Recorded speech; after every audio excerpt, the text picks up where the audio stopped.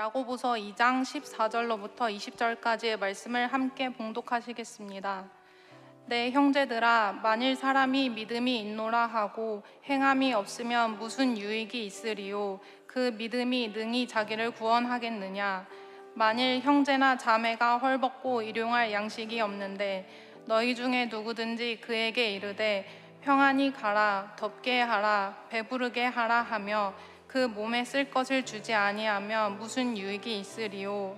이와 같이 행함이 없는 믿음은 그 자체가 죽은 것이라. 어떤 사람은 말하기를 너는 믿음이 있고 나는 행함이 있으니 행함이 없는 내 믿음을 내게 보이라. 나는 행함으로 내 믿음을 내게 보이리라 하리라.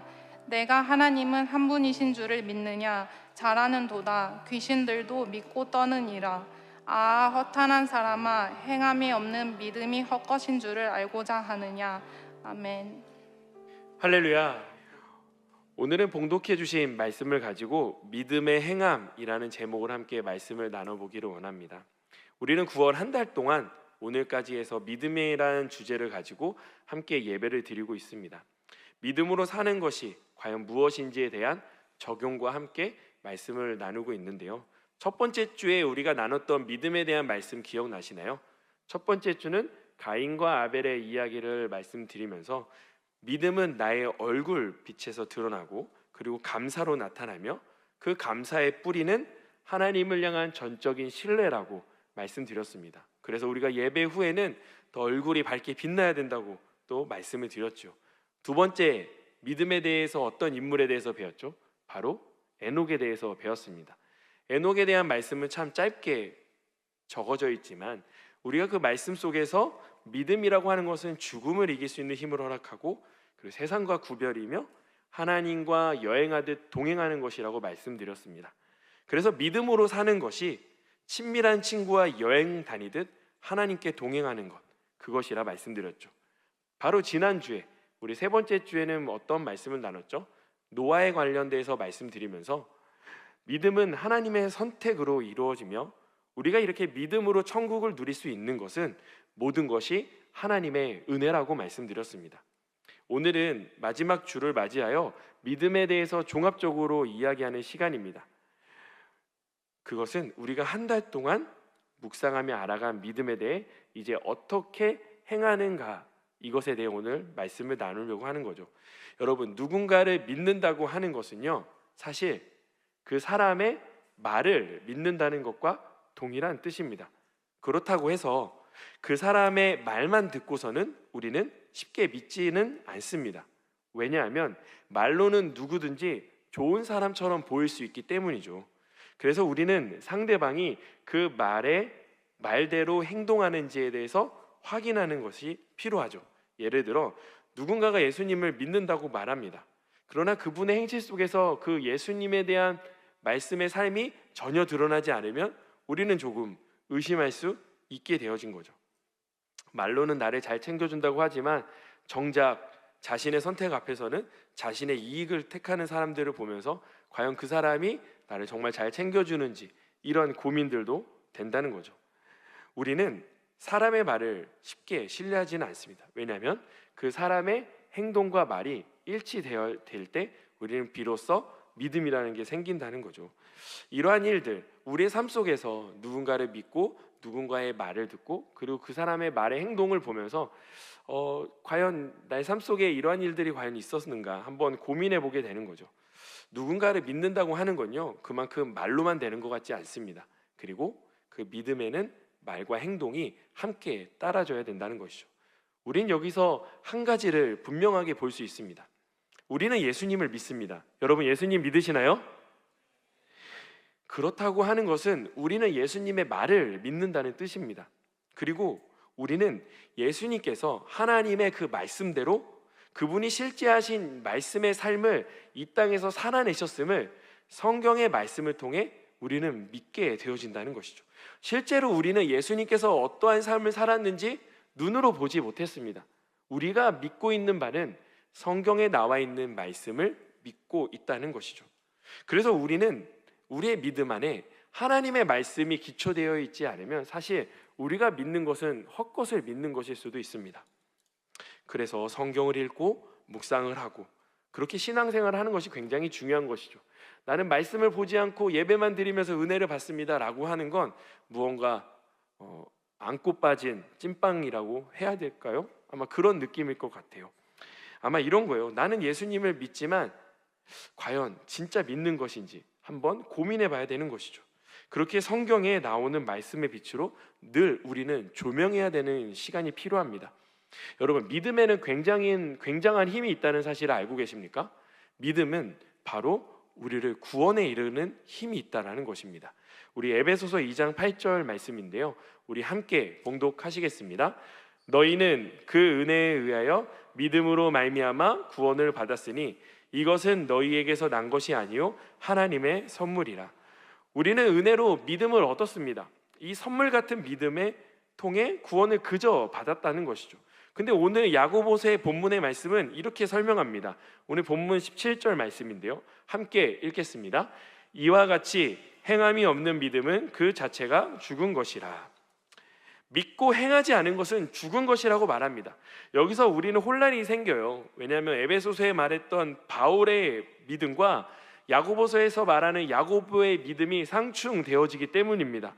바울은 믿음이 있으면 의인이 된다고 말하고 있고, 야고보는 그 믿음에 행함이 없으면 죽은 믿음이라고 이야기합니다. 여기서 우리는 신앙의 균형이라는 것을 찾아야 되는 것인데요, 바울의 말씀을 두고만 본다면, 두고 아무런 믿음의 행함이 없으면 사실 하나님의 은혜에만 관심을 두고 사는 값싼 은혜주의자가 될 수 있어요. 반면 야고보의 말씀만 두고 행함을 강조하다 보면 성경에 나오는 바리새인들처럼 율법주의자가 될 수 있다는 것이죠.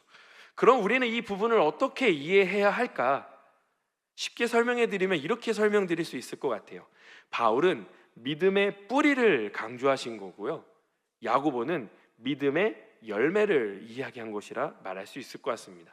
좀 더 설명을 더 드리자면, 바울은 우리가 예수를 통해 구원받는 가장 기초 되는 것이 믿음이기에 그 믿음의 은혜라는 것을 입힌 것이고, 야고보는 믿는 자에게 따르는 것이 바로 삶의 모습이라는 것을 이야기하고 있는 것이죠. 그렇다 보면 오늘 우리가 읽었던 이 야고보서의 말씀은 과연 누구에게 적용되는 것일까요? 이 야고보서의 2장의 말씀이 불신자들에게 필요한 말씀일까요? 아니면 예수 그리스도를 믿어 의인의 삶을 살아가야 하며 열매 맺어야 하는 그리스도인들에게 필요한 말씀일까요? 바로 후자에게 필요한 이야기가 됩니다. 그럼 믿음의 행함이라고 하는 것은 과연 무엇일까? 첫 번째로 믿음의 행함은 듣기 연습에서부터 시작한다라는 것입니다. 우리 한번 따라해 볼까요? 믿음의 행함은 듣기 연습부터 시작합니다. 제가 그 편입 시험을 준비할 때 토익 점수가 필요했습니다. 그래서 종로에 있는 어학원에서 그 토익 공부를 2달간 짧게 공부를 했었는데요, 그때 강의해 주셨던 그 선생님이 듣기 평가에 대해서 설명을 하실 때 이렇게 얘기했어요. 공부하지 않은 단어는 절대 들리지 않습니다. 즉, 외우지 않은 단어는 절대 들리지 않는 거예요. 아무리 들은다고 해도 모르는 단어는 안 들립니다 라고 이야기하시면서 매일매일 영단어를 많이 외우라고 가르치셨던 것 같아요. 그 말씀 듣고 열심히 암기했던 단어들을 생각해 보니까 그때 그렇게 암기했던 게 좋은 점수로 이어졌던 것 같아요. 믿음의 행함이라고 하는 것도요, 마치 영어 듣기 평가 시험처럼 생각을 해봐야 돼요. 하나님의 말씀을 듣지 않고 나의 삶에서 믿음으로 행한다고 하는 것은 굉장히 위험한 일이 될 수도 있습니다. 예수님의 12제자 중에 가룟 유다가 있죠. 저는 가룟 유다가 세상에서 가장 불행한 사람이라고 생각합니다. 그는 예수님의 말씀을 들었으나 그의 귀와 마음으로는 전혀 듣지 않았다고 하는 것이죠. 귀는 있었으나 듣지 못했다는 거죠. 마태복음 26장은 예수께서 십자가에 못 박히시기 이틀 전의 이야기를 말하고 있어요. 즉 이틀 뒤면 유월절이라고 하는 것이죠. 마태복음 26장 2절 말씀을 우리 함께 봉독해 보겠습니다. 너희가 아는 바와 같이 이틀이 지나면 유월절이라 인자가 십자가에 못 박히기 위하여 팔리리라 하시더라. 아멘. 예수께서 이렇게 말씀하시고 배단이 나병한 자 시몬의 집에 거하시는데요. 요것과 동일한 그 평행 본문인 요한복음 12장에 예수께서 이제 이 말씀을 하시고 순전한 나드 한 근을 가지고 왔던 마리아가 자신의 머리털로 예수의 발을 닦는 일이 발생합니다. 그 모습을 옆에서 지켜보고 있었던 가룟 유다가 이렇게 얘기합니다. 요한복음 12장 4절에서 6절인데요. 함께 봉독합니다. 시작. 제자 중 하나로서 예수를 잡아줄 가룟 유다가 말하되 이 향유를 어찌하여 300데나리온에 팔아 가난한 자들에게 주지 아니하였느냐 하니 이렇게 말하면 가난한 자들을 생각함이 아니요 그는 도둑이라 돈꾀를 받고 거기 넣는 것을 훔쳐 가미러라. 가룟 유다가 이렇게 말할 때 예수께서 분명히 옆에 계셨거든요. 그러자 예수님께서 동일한 본문의 7절에서 8절을 이렇게 말씀합니다. 제가 읽어드릴게요. 예수께서 이르시되 그를 가만두어 나의 장래할 날을 위하여 그것을 간직하게 하라. 가난한 자들은 항상 너희와 함께 있거니와 나는 항상 있지 아니하리라 하시니라. 이 말씀을 보면요, 예수님의 말씀을 듣고 배웠던 가룟 유다는 자신의 깊은 속내를 드러내고 있습니다. 그리고 그 마음속에 진짜 예수를 따랐던 이유가 드러나는 거예요. 그가 예수를 따랐던 이유는 쉽게 말해서 부유해지고 싶었던 거예요. 그냥 잘 살고 싶었던 거예요. 예수님 곁에만 있기만 해도 많은 사람들이 예수님을 따르니까, 왕으로 모시려고 하니까 그 옆에 있으면 그 권력 안에서, 그 권력이 모인다고 하는 건 뭐예요? 그 권력은 또 돈을 불러온다고 하는 것이죠. 유다는 예수님 곁에서 어떻게든 그 옆자리에 돈을 모아 자신이 부유해지고 싶은 사리사욕을 채우고 싶었던 것입니다. 그러나 예수님은 그것이 아니라고 정확히 다시 그를 가르쳐 주십니다. 정말 가르쳐 주세요. 예수님은 유다가 이 말씀을 듣고 돌이키기를 원하셨어요. 그러나 유다가 실망합니다. 동일한 본문의 내용을 다룬 마태복음 26장 14절에서 16절은 이날을 이렇게 기록하고 있습니다. 그때의 12 중 하나인 가룟 유다라 하는 자가 대제사장들에게 가서 말하되 내가 예수를 너희에게 넘겨주리니 얼마나 주려 하냐 하니 그들이 은 30을 달아주거늘 그가 그때부터 예수를 넘겨줄 기회를 찾더라. 결국 유다는 예수의 말씀을 그렇게 많이 들었지만 자신이 듣고 싶은 내용만 듣기 원했던 거예요. 그러나 예수님께서는 본인은 곧 죽으실 것이라고 말씀하시니 유다의 머릿속에는 자신이 생각하는 내용과 예수께서 하시는 말씀과 충돌이 일어난 거예요. 그러자 그는 예수를 부인하기, 배반하기 시작합니다. 여러분, 여기서 함께 제자였던 베드로를 함께 보기를 원해요. 예수께서 죽으시고 다시 살아날 것임을 베드로에게 이야기하시거든요. 근데 베드로가 마태복음 26장 33절에 이렇게 기록합니다. 베드로가 대답하여 이르되 모두 주를 버릴지라도 나는 결코 버리지 아니하겠나이다. 베드로는 예수님의 말씀을 들었어요. 유다와 다르게 예수가 더 가까이 있으려고 애를 쓰고 있다라는 거예요. 여러분, 이것이 듣는 사람과 듣지 않는 사람의 차이입니다. 유다와 베드로 모두 예수님 곁에서 말씀을 가까이 들었던 제자들이었어요. 둘 다 예수께서 죽으실 것이라는 것에 대한 이야기를 들었어요. 유다는 말씀을 들었지만 자기의 욕망만 채웠어요. 결국 은산십에 예수를 팔아넘긴다는 거예요. 베드로는 연약했어요. 말씀해 보면 예수를 3번 부인했어요. 끝까지 예수를 모른 척하려 했지만 그는 예수로부터 들었던 말씀이 기억나서 다시 돌아왔다라는 거예요. 귀는 있었지만 듣지 못한 유다는 배신자가 되었고 다시 제대로 들었던 베드로는 일어선 제자가 되었다라는 것입니다. 이것이 믿음의 행함은 듣기 훈련으로 시작한다는 거예요. 제대로 들어야 해요.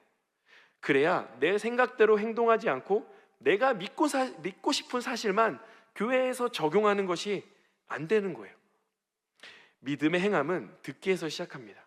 오늘 우리의 귀가 예수님의 말씀에 열려서 믿음으로 행하는 저와 여러분 되시기를 주님의 이름으로 축원드립니다. 두 번째로 믿음의 행함은 입술의 고백으로 드러납니다. 우리 한번 따라해 보실까요? 믿음의 행함은 입술의 고백으로 드러납니다. 우리 로마서 10장 9절에서 10절 말씀을 함께 우리의 입술로 고백했으면 좋겠습니다. 시작. 네가 만일 내 입으로 예수를 주로 시인하며 또 하나님께서 그를 죽은 자 가운데서 살리신 것을 내 마음에 믿으면 구원을 받으리라. 사람이 마음으로 믿어 의에 이르고 입으로 시인하여 구원에 이르느니라. 아멘.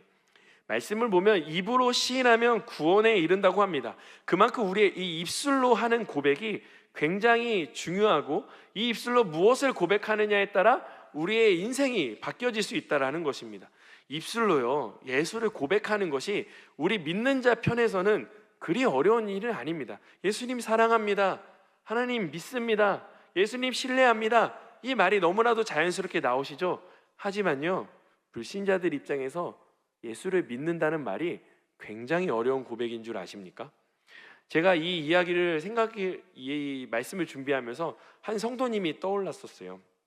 이 성도님은 친척과 가족분들이 예수님을 전하기 위해서 부단히도 노력했던 남성분이었는데 끝까지 예수님을 안 믿으시는 거예요. 결국 온몸에 암이 퍼지셨고, 그리고 폐암 4기 말기가 되셔서 병원에 누워지시게 되셨죠. 그리고서 이제 함께 사역하던 권사님이 저에게 전화가 와서, 목사님 이제 숨이 곧 멎으실 것 같은데 빨리 병원에 와서 마지막 복음을 전해달라고 하셔서, 제가 그 당시에 김포에 살 때였는데 김포에서 가톨릭 병원까지 정말 엄청 빨리 달려서 숨이 넘어가기 직전에 그 성도님을 만났어요. 그리고 귀에다 대고 예수 옆에 있었던 강도의 이야기를 드리면서 지금이라도 예수님을 구주로 시인하시고 제 기도에 꼭 아멘 해달라고 그렇게 복음을 전했습니다. 귓가에다가 그렇게 귀에 복음을 전하고 기도했는데, 이분께서 정말 그 말기암 환자 보셨습니까? 정말 그 호흡을 거의 못 하시거든요. 그 마지막 호흡에 그 입 모양으로 아멘 이렇게 하시는데, 그리고선 숨이 멎으셨는데, 저는 그때 사람이 제 눈앞에서 소천하는 걸 처음 봤습니다. 저는 그분이 저랑 연관돼 있는 분도 아니고 제 성도님도 아니고 전혀 연관이 없는 분인데, 저는 그날 펑펑 울었습니다. 왜냐하면 그날 내가 복음을 전하지 않았다면 이분은 오늘 그날 천국을 가지 못했던 거잖아요. 근데 그 마지막 순간, 그분의 마지막 호흡이 아멘으로 되는 순간 저는 밝은 빛을 보았던 것 같습니다. 얼마나 하나님 앞에 감사했는지 몰랐고, 얼마나 그렇게 정말 기쁘면서도 감사한 눈물이 그렇게 터졌던 일이 기억이 납니다. 저는 그날의 그 장면을 아직도 잊지 못하고 있습니다. 여러분, 입술로 고백하는 것은요, 불신자들에게는 굉장히 어려운 일이에요. 그리고 그 입술의 고백을 하나님께서 굉장히 중요하게 여기십니다. 우리가 말로 하는 고백들을 굉장히 중요하게 보고 계시다라는 거예요. 마태복음 10장 32절인데요, 우리 함께 봉독해 보시겠습니다. 누구든지 사람 앞에서 나를 시인하면 나도 하늘에 계신 내 아버지 앞에서 그를 시인할 것이요. 예수님이요, 제자들을 불러 모으시고 말씀하세요. 제자로 사는 것은 세상으로부터 받는 미움이 가득한 삶일 텐데, 그들에게 두려워하지 말라고 제자들을 가르쳐 주세요. 그리고서 제자들에게 가장 중요한 것을 일깨워 주시는데, 동일한 본문 28절에 이렇게 말씀해 주십니다. 몸은 죽여도 영혼은 능히 죽이지 못하는 자들을 두려워하지 말고 오직 몸과 영혼을 능히 지옥에 멸하실 수 있는 일을 두려워하라. 세상은 제자들을 두렵게 할 거고 죽이기 위해 칼을 갈 것이지만, 그들이 제자들의 복음의 사역을 방해하기 위해 할 수 있는 유일한 방법은 그들을 죽이는 것밖에 없습니다. 그 썩어질 육신이 죽을 것을 두려워 사는 것은 제자의 삶이 아니라고 말씀하고 계신 거예요. 그리고 분명하게 말씀하십니다. 오직 몸과 영혼을 능히 지옥에 멸하실 수 있는 일을 두려워하라. 오직 하나님만을 두려워하는 마음으로 이 땅에 살으라고 말씀하고 있습니다. 그렇게 살며 하나님 앞에 믿음을 입술로 고백하며 드러내는 거죠. 그런데 우리는요, 너무나도 입술의 고백을 너무 가볍게 여깁니다. 우리가 마주하는 세상은 우리로 하여금 여러 두려움을 안겨줘요. 세상의 평가, 취업 경쟁, 경제적 불안, 관계적인 압박, 이런 것들 통해 우리를 위축합니다. 다른 사람들은 나를 어떻게 볼까? 내가 실패하면 어떻게 될까? 이런 생존, 인정에 관련된 이 생존의 문제로 다가오기 시작하면서 많은 사람들의 눈치를 보기 시작한다는 겁니다. 학교, 직장, 그리고 믿지 않는 식구들의 모임들까지도 예수님에 대해서 말하는 것이 참 어려운 분위기입니다. 믿음을 말하면 무언가 내 인생의 불편함이 다가올 것 같아서 입을 닫아버린다는 것이죠. 결국 입술의 고백이 가벼워지거나 아예 사라지는 것이 우리의 현실입니다. 심지어 최근 해외 유명 그리스도인의 죽음마저도 정치적으로 이용하는 미디어는 우리로 하여금 그리스도인의 죽음마저 애통해하는 것을 눈치 보게 하고 있습니다. 이처럼 우리는 교회 안에서 편안하게 기도하고 찬양하고 주님의 사랑은 이 자리에서 고백하지만 교회 밖 삶의 자리에서 그 고백이 사라지기 쉽다고 하는 거예요. 여러분, 세상의 시선보다 하나님의 시선을 두려워하셨으면 좋겠습니다. 입술의 고백을 가볍게 여기지 마시고 삶을 드러내보는 것입니다. 누군가는 이렇게 얘기할 수 있어요. 목사님, 저는 조금 더 신앙생활이 좀 더 깊어지면 할게요. 아직은 제 믿음이 너무 연약해서 그렇게 못하겠어요. 만일 이 문제가 여러분의 삶 가운데 천국과 지옥을 결정짓는 문제라면 과연 어떻게 하시겠습니까? 그때도 예수님을 시인하지 않고 부인하시겠습니까? 예수님은 우리에게 분명하게 말씀해 주십니다. 마태복음 10장 33절에 누구든지 사람 앞에서 나를 부인하면 나도 하늘에 계신 내 아버지 앞에서 그를 부인하리라. 여러분, 믿음을 입술로 가져오는 것은 우리의 삶에 살아갈 세상에서 마땅히 해야 할 고백임을 믿으시기를 주님의 이름으로 축복합니다. 세 번째로요, 믿음의 행함은 복음을 증거하는 것입니다. 한번 따라해 보실까요? 믿음의 행함은 복음을 증거하는 것입니다. 야고보서 2장 17절 말씀인데요, 짧으니까 우리 함께 봉독해 보시겠습니다. 시작. 이와 같이 행함이 없는 믿음은 그 자체가 죽은 것이라. 아멘. 오늘 본문의 야고보서는 우리를 향해 행함이 있는 믿음이 진짜 믿음이다 라고 말씀합니다. 행함이 없는 믿음은 죽은 것이라고 이야기하죠. 그럼 죽은 믿음이 있다고 하는 것은요, 산 믿음이 있다고 하는 거예요. 그렇죠? 그러면 그 산 믿음은 무엇일까요? 오늘 말씀의 주제예요. 산 믿음은요, 바로 복음을 전하는 것이에요.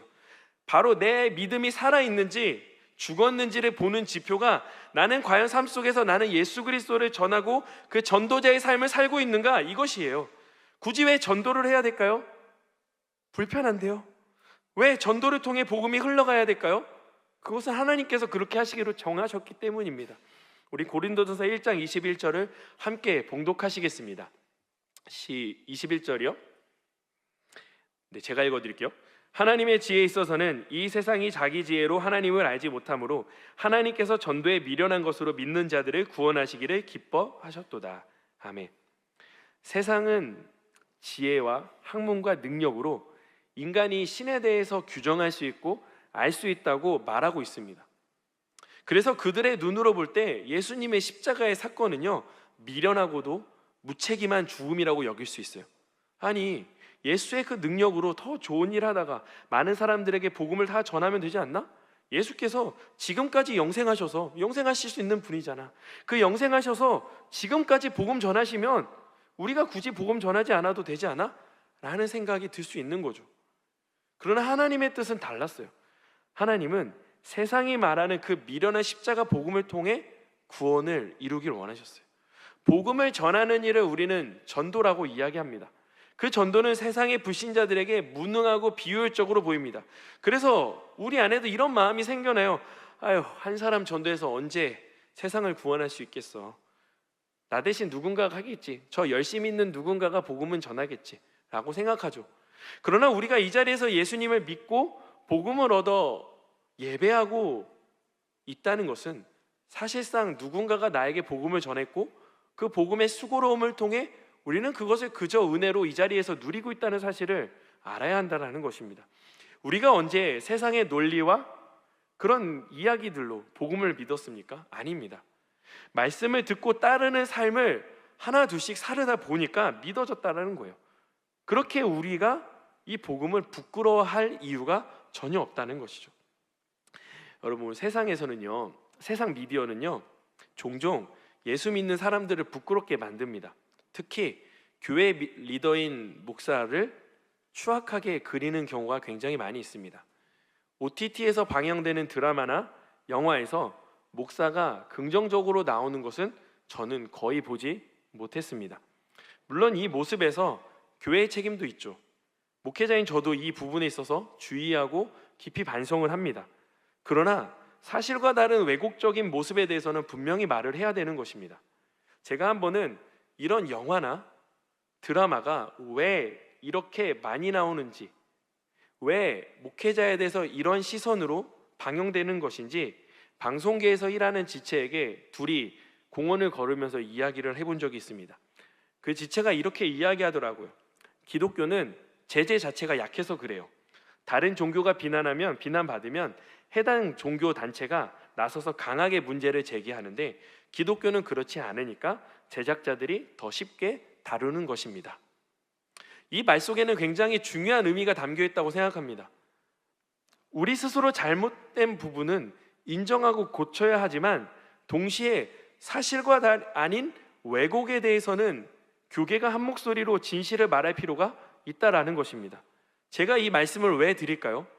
세상이 보여주고 만들어내는 기독교에 대한 이미지와 이야기가 전부 사실로 받아들이는 것은 그들이 원하는 반식이라는 것입니다. 우리로 하여금 복음을 전하지 못하도록, 예수 그리스도의 복음을 부끄럽게 하도록 하는 사단의 전략이기 때문입니다. 여러분 속지 마세요. 세상에서 가장 아름다운 말은 예수 믿으세요가 되어야 됨을 믿으시기를 바랍니다. 이 단순한 입술의 고백을 통하여서도 하나님은 충분하게 일하실 수 있는 분이십니다. 여러분, 믿음의 행함이라고 하는 것은요, 반드시 내 입술로 전하는 복음의 행함에 있습니다. 세상에서 맛집이나 좋은 제품이나 이쁜 옷을 발견하면 내 친구에게 전하고 소개해주고 싶은 게 우리의 모습 아니에요? 근데 가장 놀라운 구원의 소식을 선물로 받은 예수님의 복음을 전하는 것에 인색하다면 지금 내가 무엇을 믿고 있는지 한번 돌이켜 봐야 되는 것입니다. 혹시 나는 내가 원하는 나의 자기만족과 유다가 따랐던 부유함만, 그것만에 따르며 예배했던 것은 아닌가? 하나님을 사랑한다고 했지만 나는 과연 내 욕망만 예배하지는 않았는가? 돌이켜 봐야 하는 것입니다. 이것을 정확히 볼 수 없다면 하나님 앞에 도움을 구하십시오. 그 하나님께서 말씀해 주실 거예요. 하나님, 제가 믿고 있는 분이 예수님 맞으십니까? 아니면 세상입니까? 아니면 나입니까? 하나님의 말씀을 들어야 한다는 것입니다. 사랑하는 클레마 여러분, 우리는 무엇을 행하며 살고 있습니까? 목사님, 꼭 이렇게 행해야 해요? 그냥 조용히 예배드리면 안 돼요? 이렇게 질문하고 싶지 않습니까? 저는 말씀드리고 싶어요. 네, 안 됩니다. 여러분의 몸이 가만히 있으면 건강해지십니까? 나는 가만히 있는 게 좋아. 침대에만 누워서 하루 종일 한 40일만 여러분 침대에서 누워서 먹고 자고만 해보시겠어요? 어떻게 되나요? 우리의 몸의 근육은 다 빠지며 나중에는 일어설 수 있는 힘조차, 앉아있을 수 있는 허리의 근육조차 다 빠져서 생활조차 힘들게 될 겁니다. 퇴화하는 겁니다. 육신은 쓰지 않으면 퇴화하는 거예요. 믿음도 마찬가지예요. 믿음도 삶 속에서 행하지 않으면 퇴화하는 거예요. 늘 하나님의 말씀으로 나를 되돌아보고 그분께 회개함으로 정결한 그릇으로 나아가지 않으면 결국 내가 원하는 방향대로 예수를 이용하는 종교 중독자밖에 되지 않습니다. 우리의 믿음도 퇴화하는 거예요. 그렇게 믿는 것은 듣는 것으로 시작해서 입술로 고백하며 시작하며 복음을 전하며 그때 완성됨을 믿으시기를 바랍니다. 몸이 움직이지 않으면 근육이 약해지듯 믿음도 행하지 않으면 퇴화합니다. 그러므로 오늘 우리는 말씀을 잘 듣고 고백하며 복음을 전해야 하는 것이죠. 여러분, 벌써 2025년 하반기가 되었고 벌써 가을 냄새가 풍겨오며 좀 있으면 2달 뒤면 또 추운 겨울바람이 불어올 거예요. 벌써 2025년 거의 끝나가요, 여러분. 그러면 이 2025년 끝자락이 다가오는 이 시점에 우리는 어떻게 믿음을 드러내며 살아갈지 오늘 이 시간 함께 주님 앞에 나아가며 예배했으면 좋겠습니다. 기도하겠습니다. 하나님, 한 달간 하나님 앞에 그 믿음에 대해서 배워가고 우리의 삶에 지식이 쌓였습니다. 하나님, 저희 삶에 이 지식이 지식에서 끝나는 것이 아니라 지혜로 나아갈 수 있도록 인도하여 주시옵소서. 이 지식을 믿음으로 살아낼 수 있는 실력을 허락하시고 우리의 삶 가운데 말씀을 들으며 그 들려진 말씀을 가지고 온전히 부끄러워하지 않으며 십자가의 도를 걷는 저와 우리 클레마 되어지게 하여 주옵소서. 오늘 이 시간 함께 주님의 이름을 고백하며 나아갈 때 주님께서 우리에게 되돌아갈 길을 알려주시고 그 길을 따라 걷는 우리 클레마 지체들 되어 있도록 인도하여 주시옵소서. 이 모든 말씀 살아계신 우리 주 예수 그리스도의 이름으로 기도드립니다. 아멘. 오늘 이 시간 몸이 불편하지 않으신 분들은 함께 자리에 일어나서 함께 찬양하며 기도했으면 좋겠습니다. 하나님, 내가 믿는 것이 진짜 무엇인지를 보게 하여 주옵소서. 하나님, 저 괜찮아요. 창피해도 괜찮아요. 하나님, 내가 믿고 있는 것이 진짜 예수인지 아니면 내가 쫓고자 하는 나의 자기만족과 유혹인지 다시 볼 수 있는 이 시간 되어지게 하여 주시옵소서. 우리 이 시간 내 자신을 주님 앞에 고백하며 이 찬양으로 주님 앞에 올려드렸으면 좋겠습니다.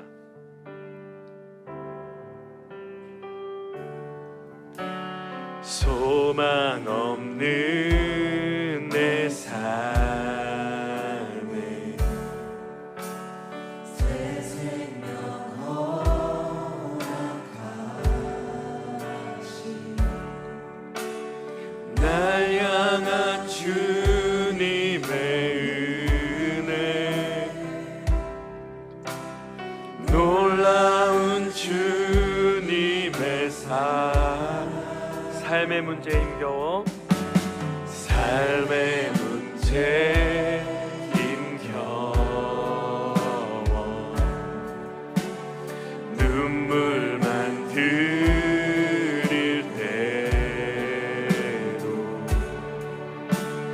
날 안아주시는 주님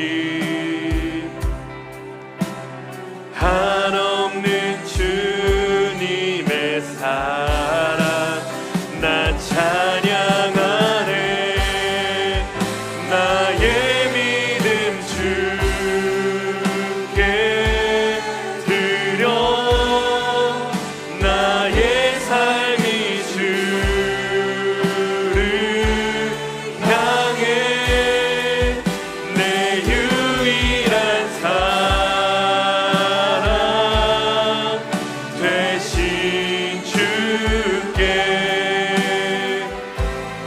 내 삶 드리리 나의 믿음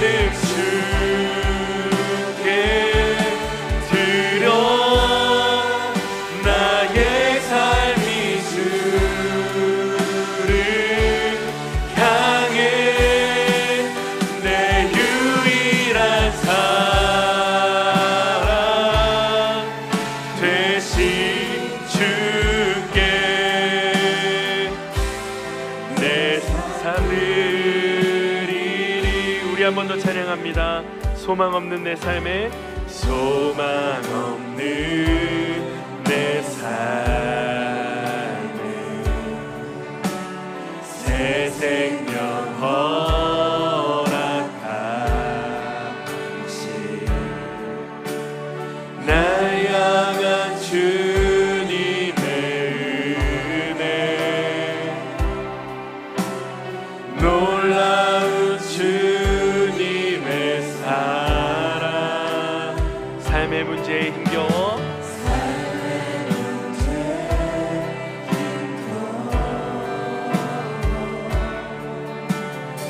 눈물만 흘릴 때도 날 안아주시는 주님 한없는 주님의 사랑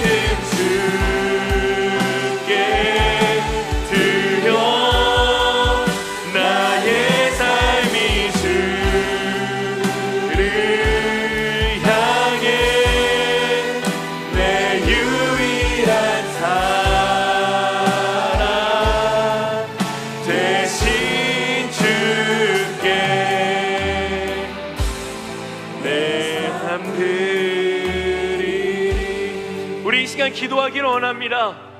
하나님, 나의 믿음은 정말 예수의 십자가를 향하고 있습니까? 나의 삶은 정결한 그릇 되기 위해 주님을 거룩하게 받아들이며 살아가고 있습니까? 오늘 이 시간 주님을 바라보며 나의 삶을 드리며 나아갈 때 주님께서 우리에게 해주시고자 하는 그 말씀들을 들으며 살아가는 우리 모두 되어지게 하여 주시옵소서. 이 모든 말씀 우리가 이 시간 기도할 때 주의 성령으로 충만케 하여 주시옵소서. 주님의 이름 세 번을 치시며 함께 동성으로 기도하겠습니다. 주여, 주여,